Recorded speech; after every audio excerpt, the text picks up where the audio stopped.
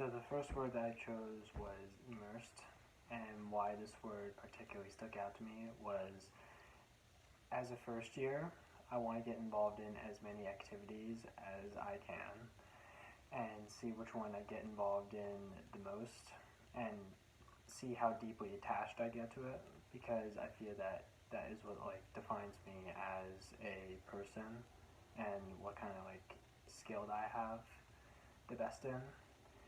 The second word that also stuck out to me, and the one I also chose, was network. Because as students, as college students, we have to communicate with each other and come out of our comfort zones and talk with other people and share see what interests that we have and see if those interests share a common path and what we have in common and see if we can get any kind of opportunities available to us and learn how to achieve them and improve as people and as public speakers right now. The third word that also stuck out to me was independence.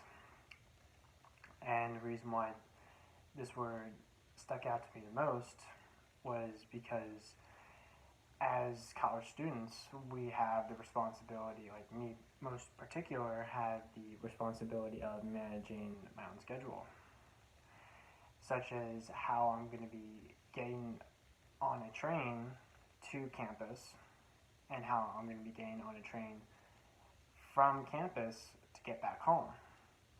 And it doesn't just have to be by train, it could be by car, by bus, or by subway. And that's an important aspect of city life, is how do you navigate the rigorous schedules of the bus, the train, and the subway. And as I'm performing this exercise right now, I realize a few things about myself. One of them being that I have improved a lot in my public speaking practices, and I used to be very nervous. Well, I mean, I felt like I was very nervous beforehand, but right now I don't really feel anything. I don't really feel scared at all, and I'm not really stuttering at all. And I've realized that, there's always a way to become better. There's always a way to be a master public speaker. You can always think that you're being scared and you're not going to get anywhere, you're not going to be better, but that's just a lie you're telling yourself. That there's always a way to become better. There's always a way to become a master. There's always a way to conquer your fears. And what I really think about this exercise is that it reminds me of a particular time.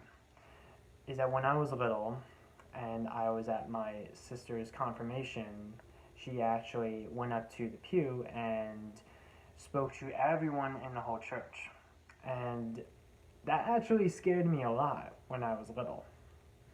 So I turned to my mom and I said, "I don't have to do that, Mom, do I?" And then she said, no, you don't have to do that. And I was breathing very very easily. I was just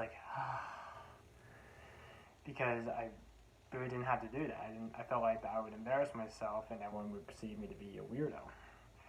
But as I gotten older and have actually practiced public speaking in scouts and other events, I realized that it's really not as scary as one thinks it is.